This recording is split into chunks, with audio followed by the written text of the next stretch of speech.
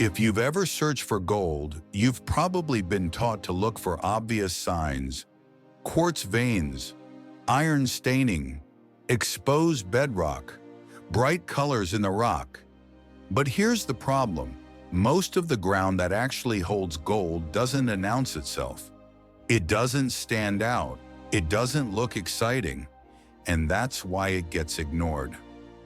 Today, I want to show you why the quiet geological clues matter far more than the obvious ones, and how experienced people miss gold simply because they're trained to look for the wrong kind of signal.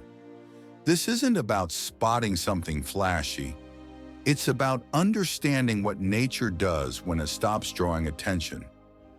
By the end of this video, you'll know what to notice when nothing looks special, and why those are often the places that matter most. Most people enter gold country already searching for contrast.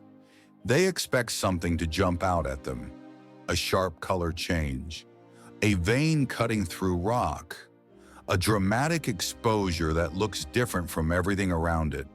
That expectation shapes every decision they make. If nothing stands out, they move on. What they don't realize is that gold is rarely found because something looks different. Gold is found because something behaved differently, often quietly over long periods of time. Nature doesn't always mark those moments clearly. In fact, the most important geological clues are often the ones that blend in. Quiet ground doesn't mean inactive ground. It often means settled ground. And settlement is where gold belongs. One of the biggest mistakes people make is assuming that obvious signs are reliable indicators of value. Quartz is obvious, iron staining is obvious, broken rock is obvious. But obvious does not mean important. Those features are common. They exist in countless places where no gold ever settled. Quiet clues, on the other hand, are rare. Not because they don't exist, but because they're easy to overlook. They don't shout. They require interpretation. And interpretation is where most people stop paying attention. When experienced prospectors miss gold, it's rarely because they failed to notice something dramatic. It's because they dismissed something subtle. They looked at ground that appeared uniform and decided nothing happened there. But geology doesn't work in dramatic moments alone. It works through small changes, repeated over time, a slight reduction in slope, a minor widening of a channel, a gradual change in sediment size. These are not exciting to look at, but they are decisive. Gold responds to those changes far more reliably than it responds to visual drama. Another reason quiet clues matter more is because gold doesn't behave like most materials. It doesn't move easily. It doesn't float. It doesn't spread evenly. Once gold finds a place where energy drops enough for it to settle, it tends to stay there, even when everything else continues moving. That creates locations that look completely ordinary on the surface, but have a very specific internal history. Most people never learn to read that history. They're taught to hunt for features, not processes. They're trained to identify what looks like gold country, not what acted like gold country. That difference is critical. Quiet clues are not things you spot instantly. They are things you notice when you stop rushing to judge. One of the most powerful quiet clues is consistency. Not visual consistency, but behavioral consistency. When material size remains similar over distance, when gravels are evenly packed, when layers repeat without interruption. This kind of ground looks boring. People assume nothing happened there. But consistency often indicates long-term stability. And long-term stability allows heavy material to accumulate. Gold needs time. Quiet conditions give it that time. Another quiet clue is absence. The absence of large cobbles, the absence of angular rock, the absence of chaotic layering. People look at these areas and think material moved through too fast. In reality, absence often means sorting. Nature removed what didn't belong there. Gold, being heavy, was left behind.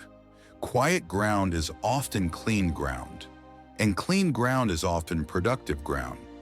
But because nothing stands out, people don't stop. They associate effort with excitement. If something doesn't look interesting, it doesn't feel worth the work. Gold doesn't care how something feels. It responds to physics. Another subtle clue people overlook is transition, not contrast. They look for sharp changes instead of gradual ones. But gold doesn't require sudden shifts, a slow narrowing of a creek, a gentle change in gradient, a subtle difference in sediment rounding. These are easy to miss unless you're actively looking for them, and most people aren't. They're scanning, not observing. Quiet clues require observation. Another reason obvious signs fail is because they attract attention. Everyone checks them. Quartz veins get sampled repeatedly. Exposed bedrock gets worked over and over. Quiet areas get ignored. Gold often survives where attention doesn't linger. That's not coincidence. That's human behavior interacting with geology. Gold doesn't hide intentionally. People just don't look where nothing calls for attention. Another quiet clue is compression. Tightly packed gravels, hard layers beneath loose material.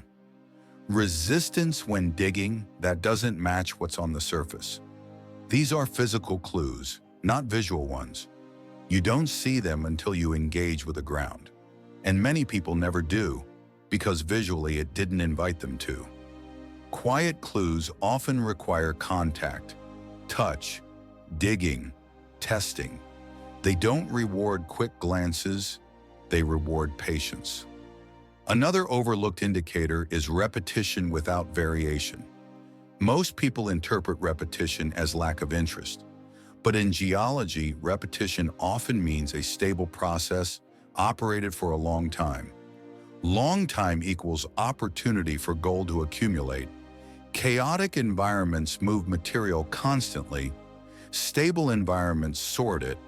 Gold prefers the latter. The problem is that stable environments don't look exciting. They look settled, and settled ground gets walked past.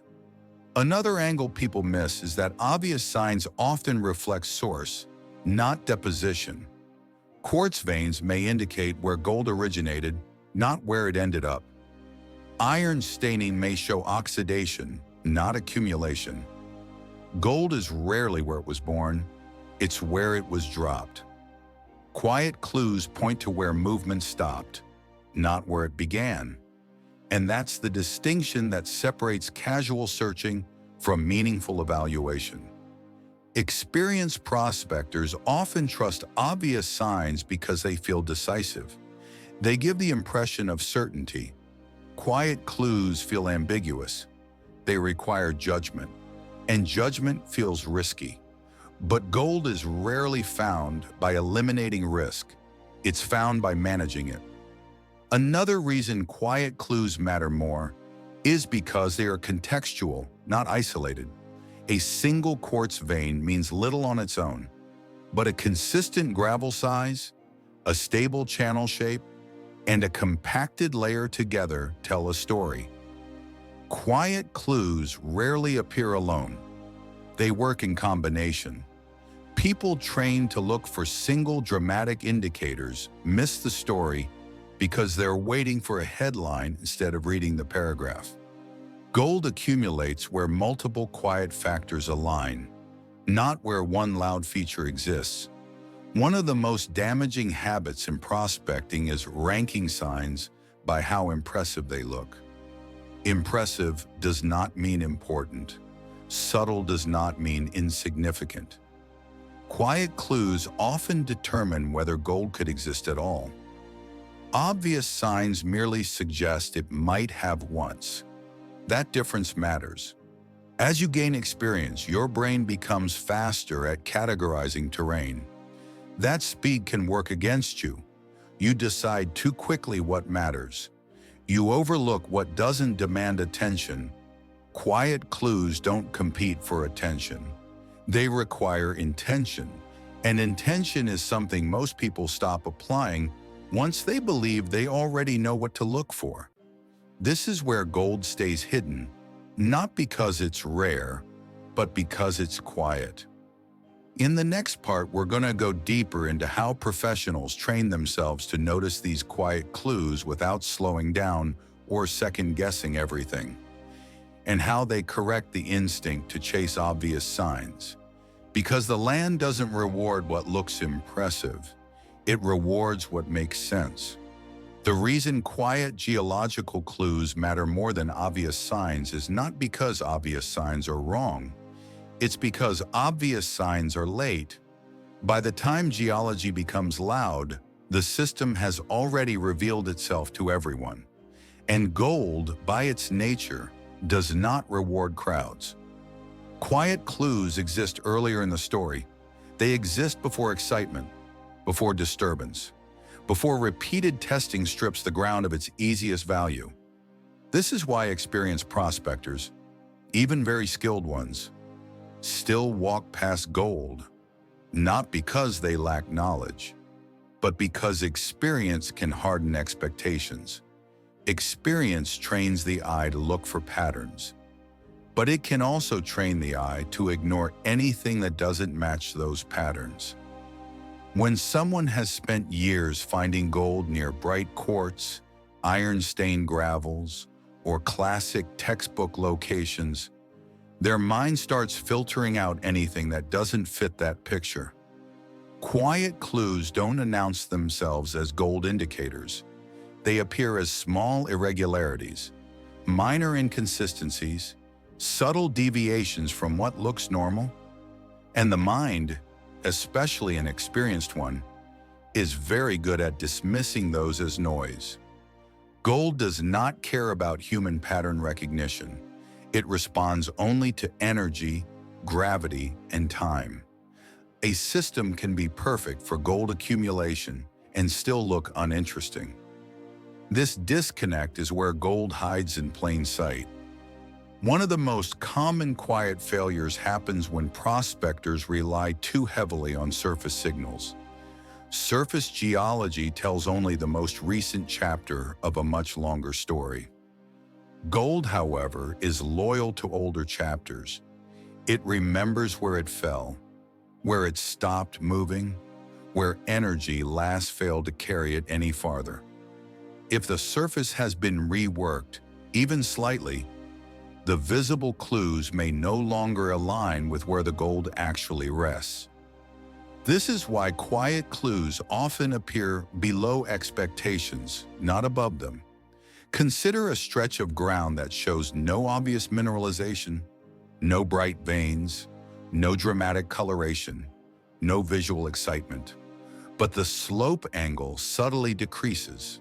The gravel suddenly becomes denser. The layering becomes more defined. To most people, this is meaningless. To gold, this is a stopping point. Energy dropped here, and when energy drops, gold obeys immediately. Another reason quiet clues matter is that they are resistant to fashion. Prospecting trends change. Certain rock types become popular. Certain methods get repeated. Certain signs become famous. But gravity does not follow trends. Quiet geological behavior remains reliable regardless of what people are chasing at the moment. This is why professionals who work for long-term yields pay attention to systems, not signals. A critical quiet clue is persistence of form. When a landform has maintained its shape for a very long time, it suggests stability. Stability allows sorting. Sorting allows settling. Settling allows gold to concentrate. A channel that looks unchanged. A bench that has resisted erosion, a low-energy pocket that keeps its structure season after season. These features rarely attract attention, but they quietly outperform dramatic terrain over time. Many experienced prospectors trust their memory too much. I've been here before. I already tested this area. There was nothing here. But quiet clues can change without changing appearance. A slight shift in water behavior, a subtle redeposition event, a small seasonal rework. Gold may arrive quietly after the first visit. The ground looks the same. The value does not. Another overlooked factor is scale. Most people search at the wrong scale. They think in terms of locations. Gold thinks in terms of inches, a few centimeters deeper, a slight move sideways, a narrow transition line. Quiet clues often point not to where to dig, but how precisely to dig. This is why some people find nothing while others recover gold just feet away. Noise distracts. Loud geology creates confidence. Confidence can shorten observation. Quiet geology demands attention. It forces you to slow down, to compare, to question why something is slightly different. This mental state is where gold is most often found. Another reason quiet clues outperform obvious signs is time compression. Obvious signs often indicate repeated movement. Flooding, erosion, exposure. Each event redistributes gold. Sometimes it enriches, often it disperses. Quiet environments experience fewer dramatic events. Gold settles once and stays. This is why boring-looking areas can hold gold longer than spectacular ones. It's important to understand that quiet clues are cumulative. One subtle signal means little on its own. But when multiple quiet indicators overlap, stability, mismatch, transition, absence, layering, the probability rises sharply. Professionals don't look for certainty, they look for convergence. Quiet clues converge. This is also why maps and textbooks can only take you so far.